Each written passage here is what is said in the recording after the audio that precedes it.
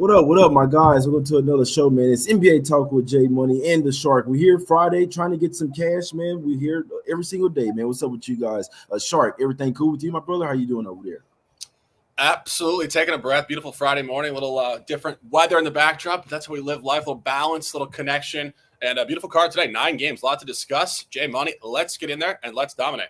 Yeah, it's a ton to discuss, guys, and it's all business here. So let's get straight to business here. We're not here to waste your time, guys. Let's go over here. First game up. We're going to the streets of Indiana here, guys. We got the Pacers getting 2.5 points at the house versus the Hawks. Now, Halliburton isn't in this game. I must say, Halliburton, in my opinion, is like half of the team to the Pacers. There's still some ballers. The backup point guard, TJ McConnell, he's not 100% as well. He has a right shoulder strain. We'll see if Trae Young plays in this game. I don't think he's on the injury report in this one. Some other guys on the injury report for the Pacers here, Neesmith, Miles Turner as well. So this line could possibly even move closer to the Pacers if those three guys do end up playing. O'Shea Brissett as well. And that guy basically owns the Hawks. Every time he plays the Hawks, he smack them. So how you looking at this game, Shark? Hawks coming in here, laying 2.5 points in the revenge game here. Yeah. I'm waiting on a line here, but we are looking at the road team with significance here. And of course, you did mention it. It is a revenge game, and I think it's a fairly noteworthy one at that. A real hammer zone loss for Atlanta in a previous game in Indiana going back earlier this season, 129-114. Indiana won. I think they won 3 out of the 4 quarters. They were in pretty much control of the entire game and the box score. But when you look at this line, the line is starting to tell you a very interesting story. In that game, Indiana was actually favored at open at -2. This opened up at Atlanta -3. We talk about this all the time, particularly within the same season. When a team in their home gym is -2 and they beat you by 15, and then all of a sudden the same team comes back in there and is favored by 3, they're telling you a numerical story. And as Jay mentioned, they're telling you a lot of moving parts with the Indiana roster. Of course, Tyrese Halliburton is injured. A couple other guys potentially in and out. And you find Atlanta off really just a dead zone, lackadaisical, Trae Young sitting out, illness, national game against Giannis and the Bucks. We'll never understand this from a professionalism standpoint. Going back on the road where they have been inconsistent, but I do think a very, very crucial point here, if you go through the Atlanta schedule, Atlanta has flip-flopped with most of their Eastern opponents this year. And I went through this last night. They flip-flop with the Knicks, and flip-flop, I mean just revenge back and forth. Flip-flop with Philly twice, flip-flop with Milwaukee twice, flip-flop with Orlando twice, and flip-flop covers with Detroit. And I think this is just what they do. They're a young group. They're inconsistent motivationally speaking. They need to get beat by you first to really focus in.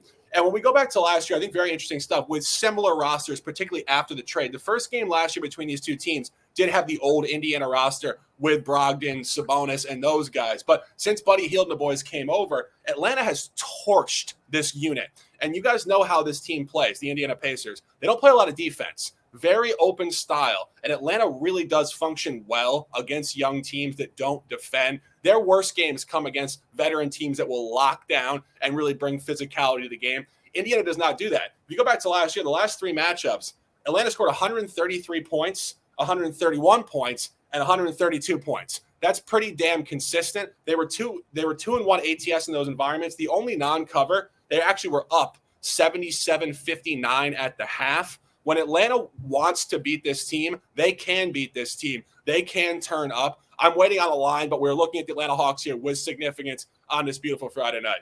Yeah, the Hawks, the only way I could look in this game, it was at 3 last night. It's actually 2 at some, starting to come down to 2 at some spots in this one. So like I say, 3 main players for the Pacers here are on the questionable tag. We know Miles Turner scratched at the last minute of the last game. We'll see what happens in this one. I know me personally, I can only look towards the Hawks. It's real simple with me. It could be this simple, but Halliburton just means way too much to the team. It's already a revenge spot as well. He will be out for the next couple of games. It's one of those where I'm not sure if they'll be able to sustain that, not the full 48 minutes.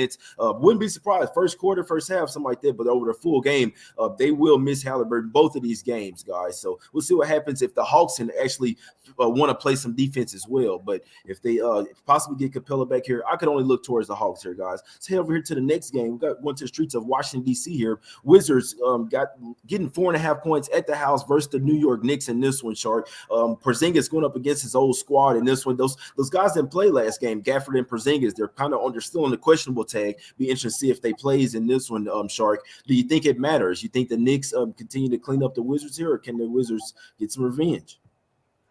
It's a tough question. And I think every time you pose the question with the New York Knicks, it is inherently difficult because this team is hard to figure out. And I mean, honestly, when I start to think about them, I think my mind becomes a little bit foggy. And, I started going through it last night. But one thing that really has stood out to me looking at the Knicks are actually 5-0 ATS in the first quarter and the first half in their last 5 ball games. Shame on us for not taking the Knicks early, apparently. That's easy money. They're so damn consistent. And, of course, they do melt in the second half. They melted to Milwaukee. This team does not play 4 quarters of basketball. And I really think to cap the Knicks at the highest level, it really is centered on finding quarters and halves when they will hit their flurry and hit their pace. Of course, Jalen Brunson has been balling the hell out. And as you mentioned, go back to last year. This is the first matchup of the year. The Knicks did hammer Washington in the most recent matchup, 114-92 on the road. Go back to the previous one. The Knicks did not cover a 6.5 at Madison Square Garden, 197. But as we were just discussing, Knicks giving back leads. Knicks were up 15 points in the middle of the fourth quarter, and the game was almost tied with 2 minutes to go. Knicks basketball with this young group. The line is basically the same as it was last year in the previous matchup. So when you win by margin 114-92 on a 3.5, and they bring it right back to that number, they're not necessarily telling you that Washington is going to revenge them. What they're telling you is that the outcome on a 3.5 being so wide was a bit outlierish, and this should be tight. I think the takeaway here is this game will be very, very tight down the stretch. As you saw in the previous game, Washington playing Chicago, a lot of back and forth, got right to the number at the end of the game. Tight game, would lean towards the Knicks if I had to, but the Knicks, I don't know, man. Yeah, maybe they try to keep their first quarter streak going in this one. Nothing super strong for me. Obviously, you need to know who. I mean, you don't have to know, but on the Wizards, Gafford and Porzingis is huge in my opinion. They did win the last game without them, but the Bulls didn't have DeRozan as well. So obviously, in my opinion, I'd wait on those two before I make a strong bet on before I have a strong decision on this game. Me personally, guys, if they're out, that's going to be horrible. I'll tell you right now, Porzingis and Gafford are out. That's not going to be good going up against the Knicks. This ain't the Bulls, my guys. So let's get over here to the next game, man. We're going to the streets of Detroit here. We got the Pistons getting 5.5 points at the house versus New Orleans Pelicans. This one was at 4.5 last night. Now this morning it's starting to get steamed up towards 6. I'm wondering if somebody's out for the Pistons here. I know me personally, I don't care who's out for the Pistons. I could only look towards the Pelicans here, man. And me personally, I think there could be some, especially to the second half of the season as well. There could be some substance to fading some of these teams with some of the worst records when they're coming off a win as well, right? You came off, you played your lights out, you played your asses off, right? But we know this team isn't necessarily trying to go to the playoffs, right? Because they have no chance, so you might as well have the least, the lowest possible record here. I could only look towards the Pelicans here. They're actually playing for something in this one, Shark. Their defense can absolutely lock down the Pistons as well. No, the Pistons are deep, but I'm leaning heavily to the Pelicans here, Shark. How are you looking at this one? Yeah, I would agree. And I think, we had detailed this when we lost a wager with Minnesota going back to the previous game. But Detroit has functioned very well on the road, ATS at the West, and not very well at home, even on short numbers. And one game that really does come to mind was a game that Utah played at Detroit on a very short number, -2.5. And they did hammer them. And, of course, you do get the beautiful merge dynamic to buy the Pelicans off a double-digit loss at Boston and fade Detroit off a situational high against Minnesota, who just seems to be disrupted. I mean, in that game, Anthony Edwards got hurt. D'Angelo Russell had a very notorious clip, I would say, where he's looking at the team with disdain. Like, he's not doing anything, but he's looking at Rudy and the guys like, what are you doing? Just very, very disrupted. I think the coach lost the group. I need to see that video. He's on the right side. He's supposed to put a little help defense coming into the lane. He literally just turns around and looks at them like they're like dirty, like disgusting human beings, like just pathetic. And it's just a disconnect. These guys don't like playing with each other. That's it. Mm-hmm. And the coach doesn't have any ability psychologically to maneuver them within their own, chaos in the group. It's just a lost group. It's very unfortunate for this talent to really go so awry. But New Orleans Pelicans are not disrupted, if we'll say that. And you do find an ATS spot where they did not cover at home. They were laying a big figure, 10.5, 11 at home, did not cover it, 105-98. They come in here short, but again, Utah came in here real short and did hammer them. I would lean towards New Orleans as well if I was going to play this game. I'm not on it officially, however. Yeah, I'd lean Pelicans in this one, guys. I was looking at it strongly at that 4.5, and I'm like, why is it open at 5, come down to 4.5? But it being steamed up this more. I did believe I saw maybe an injury over there for the Pistons. Like I say, you don't worry about the Pistons side. This is all on the Pelicans. If they want to come out here and smack this team, they can absolutely lock them down and hold them to below 90 points as well. I'd heavily like. Is this total really at 234, man? Hell no. The Pistons. I don't know what the Pistons team total is at, guys. Got to be somewhere around, let's see, what, like 115, 117. Pistons team total under, and the Pelicans, guys. I think those are the sides in this game. But regardless, Pistons, hell no, they're not getting to their team total. Let's go over here to the streets of San Antonio here. Huge game here, huge game, guys. Now I know a lot of people might say that they think that the Warriors. Now this, you can look on the other side of this, Shark. This is a sold out game. This is be like most fans' attendance in NBA history, some shit like that. Steph is going to want to show out in theory, but this is the Alamo Dome. See what I'm saying? This is a 50th anniversary spot celebration for the Spurs here. I wouldn't be a bit surprised to see the Spurs win this game. I like the Spurs here plus 8.5. It's going up to 9. The public would think that the Warriors want to show out here. They're not in good form right now. And guess where they're also not in good form? That's on the road. 3-16 straight up on the road, 4-15 against the spread as well. And in theory, early on is where they should struggle here as well, playing in a big dome and first game on the road after 7 straight home games as well. I think the Warriors struggle in this game. This is an inflated figure as well. I like the Spurs here plus the points. And I talked about this one, I believe, last week as well. I got to take this spot here, Shark. What do you think? You think Steph and the boys try to come and show out here? It's a good question. And I think, as you mentioned, there's a huge unknown to this game, which is the Alamo Dome. Of course, that's not an active arena. It is where the Spurs played in the 90s, going back to the Bob Hill, Dennis Rodman days, Sean Elliott, David Robinson. We can talk a little Spurs trivia here. But I think the key point is, as you mentioned, this will be the biggest crowd in NBA history. And not only that, Steph Curry and these guys are very, very, I'll tell you something pretty obviously, shot dependent.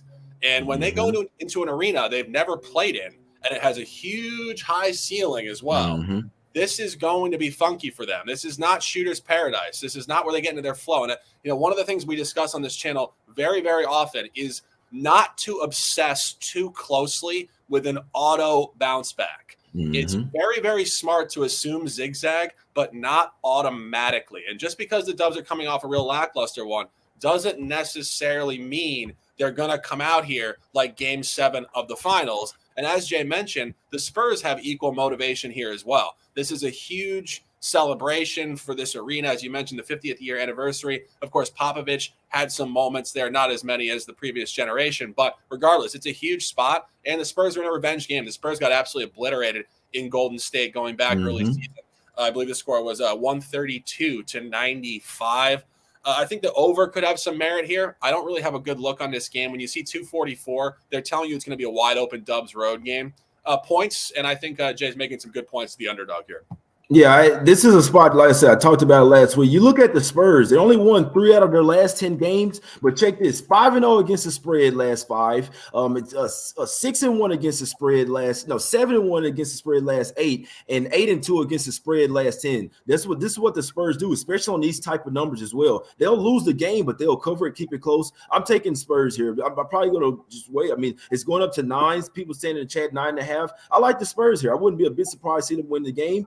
I wouldn't be surprised if the Warriors weren't hitting those shots as well, man. I know Curry will. I know he looks at all the narratives and stuff, and he's going to want to show out here, but I don't think he's in good form right now, to be honest with you. But like I said, if you've been watching the show, you knew that I was taking the Spurs here in this game. Give them to me plus the 9, plus 8.5. Give me Spurs plus the points in this one. Sit over here to the streets of Minnesota here, Shark. We got the Wolves here, laying 5 points. It was at 2.5 last night. Wake up this morning up to 5, right? We know the Suns are the walking wounded right now. Still have a ton of good defensive players over there, as we saw them go into Golden State and smack them by 20. We was on the first quarter. We was on the first half full game in that shit, but it's all good. But what do you think in this one, man? Are the Wolves too disconnected for us to take them here in this 5? I know they've lost at least 5 in a row, Shark. How many in a row have they lost to the Suns? It's a good question. I don't have that data point on me. I was looking at I know two this season, double revenge spot being the crucial point here. I mean, this conventional wisdom would suggest taking Minnesota here. But as you mentioned, very disrupted. I had Minnesota going back about a week ago in a similar game against the Clippers, where they did win the game 128-115, I believe. And it was a similar line structure. It was 2.5, 3.5. It had some steam coming towards it. And as you mentioned, 2.5 overnight, 5 here. I think that's a snapshot to Phoenix probably not playing a lot of their guys yet again. Obviously, some major injuries and some smaller injuries. And I think Phoenix at this point in the season is kind of just saying, all right, we're going to lose some games and we're going to come back with a full roster when Devin Booker comes back and whatever. And speaking of Devin Booker, the previous game, Devin Booker went off in Minnesota, 34 points. Phoenix did get them with emphasis. This is a Wolves line. Phoenix was laying 2 points in that game. When Phoenix wins by margin in your arena and it flips 5.5 points towards you, it is a Wolves spot. I would lean towards the Wolves. I might get there this afternoon. This is another game that I wanted to wait on a little bit. No, I'm right there with you. I'm right there with you, my guy. I mean, hell, we should have took it last night as well at the 2.5. You know what I'm saying? So, but it's up to 5. I could only look towards the Wolves here. They've lost 6 straight to the Suns and 9 of the last 10 to the Suns, guys. So, Suns are not in good form right now whatsoever. If you can't beat the Suns today, you'll never freaking beat them. If you're the Wolves, in my opinion, coming off a bad loss as well. Maybe they were kind of looking ahead to this game, man. So, I don't like the disconnect with Russell out there, but obviously, he still has to audition for other teams as well. So while it might be selfish ball, he still has to come and ball out. It's tough for me right now at the Wolves. I can only look that way. Let's go over here to the streets of Chicago here, man. We got the Bulls laying 4.5 points versus the Thunder here. You got the Thunder off a huge win last night in Philadelphia. 3rd game in 4 nights here, all on the road here for the Thunder. Don't be a bit surprised to see SJ sit out in this game. Now, DeRozan's still hurt. DeRozan's not playing either, so you got to make a decision. If you like the Bulls without DeRozan, he is somewhat half the team. Like him and Levine are the teams, especially the offense for sure, guys. That's what I'm seeing. But Thunder, can we take – I don't think SJ plays in this one, Shark. You might see some more guys out. Yeah, and I think if he's announced out, this line could jump up a little bit higher. Chicago was only laying a short 3 on the road. So this is actually equally short, 4.5. It should be 6, 6.5. And again, I don't know what to make of this game. I mean, obviously you mentioned it. Oklahoma City here is on a 3rd and 4 road back-to-back off a gigantic effort last night, which of course we did suggest correctly yesterday on the show. So theoretically you would think, okay, now you fade them. But then you ask yourself, why is the line so short? And you take out SGA, all of a sudden you get the backups. It gets inflated up a little bit. You get the Sirach on ice element, and you get a Chicago team that has not performed very well this year at home against the West. In more recent history, they have been slightly more effective. I believe they did blow out Dallas, and they did get Utah in the most recent matchup against the West. But this team is not great against the West. They're coming in here off 2 road losses. They're in a revenge game, I believe. They did lose in Oklahoma City, 123 to 119. All the points do point you towards Chicago. But again, I ask myself the question, why is the line so short? This needs to be a bigger line. And I think it's just telling you the story we've said all year with Oklahoma City on the road at these middling back-end playoff style teams. And of course, Chicago can get better, but their record stands for itself right now. This is what Oklahoma City does. They keep these games close against these teams. And, they're a young team. 3rd and 4 back-to-backs don't affect young teams as much. They got young legs. Not that big of a deal. The number is on Oklahoma City. I can't really figure it out because all the narratives do point to Chicago. Tough game. Yeah, tough.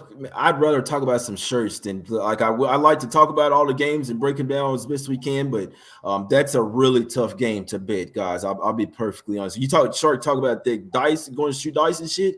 That's a true gamble. I'm not sure what the hell is going in that game. Let's go over to the streets of Utah here, man. We got the Jazz laying 6 points at the house versus the Magic here. Magic on the 4th game of this road trip, if I'm not mistaken here. Jazz at the house, but they are laying points. It's correct because even when the Jazz at the house, I still don't feel comfortable laying points with them here. But if you are going to lay points, it definitely has to be at the house. We know the Magic East Coast team playing on the Western Coast or whatever.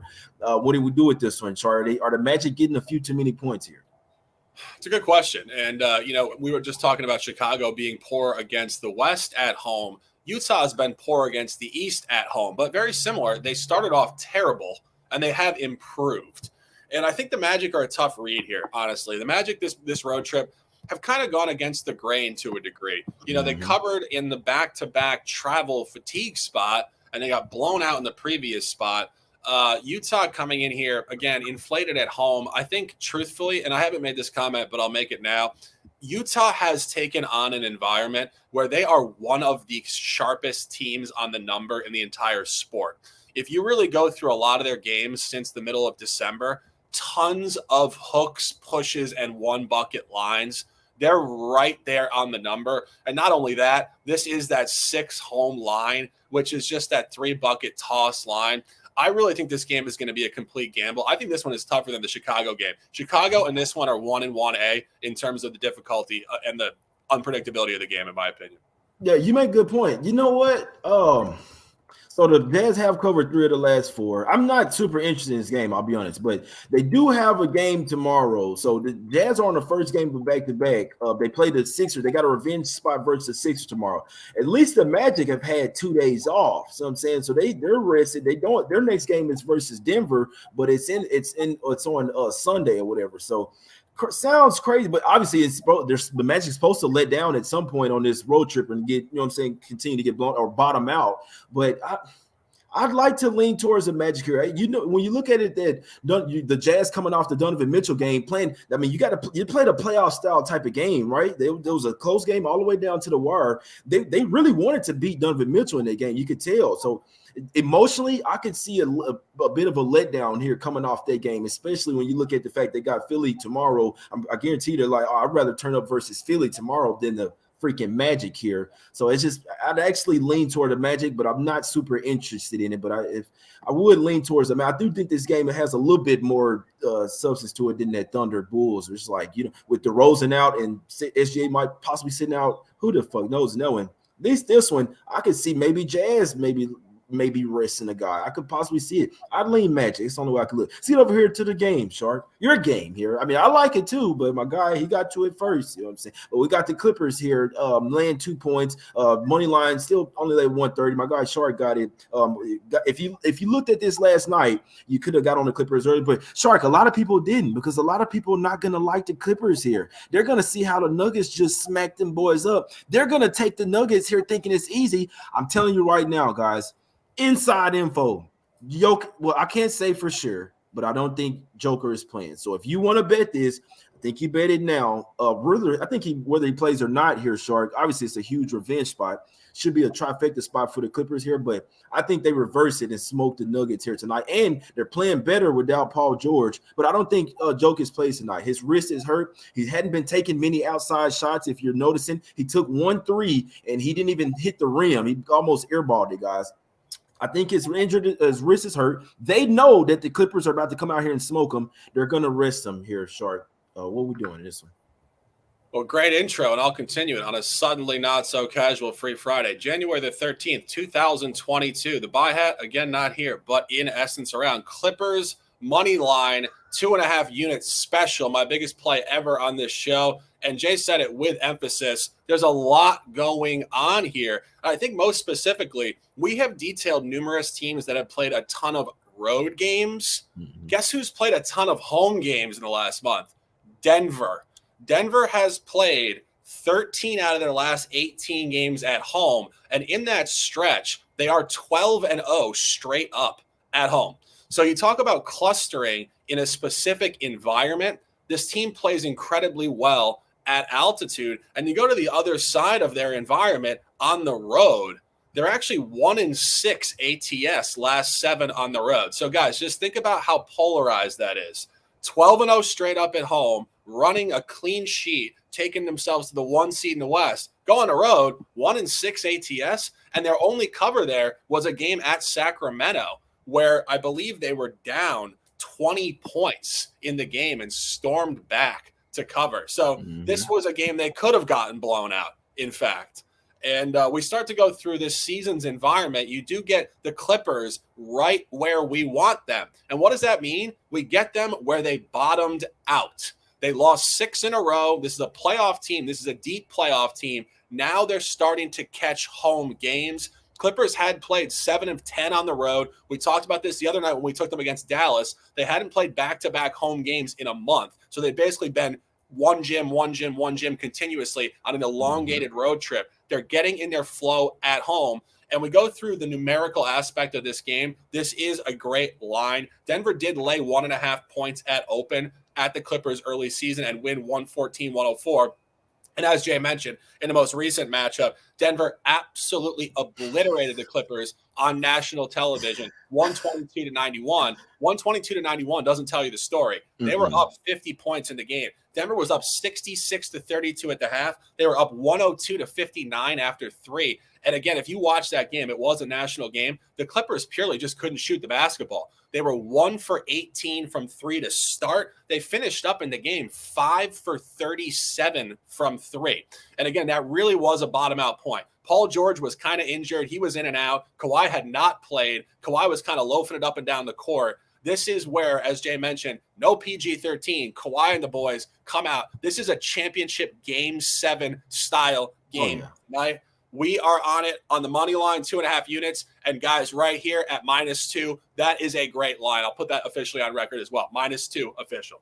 Yeah, I'm playing at -2, guys. So I'll go official with -2. My guy Shark, like I say, if you looked at it last night, you got it. And so at some point this morning, because I whirled over at like 4 or 5 o'clock this morning, that had went back up to like for Clippers -1. So some people might have got plus 100 or something. But regardless of this, guys, I'll be perfectly honest.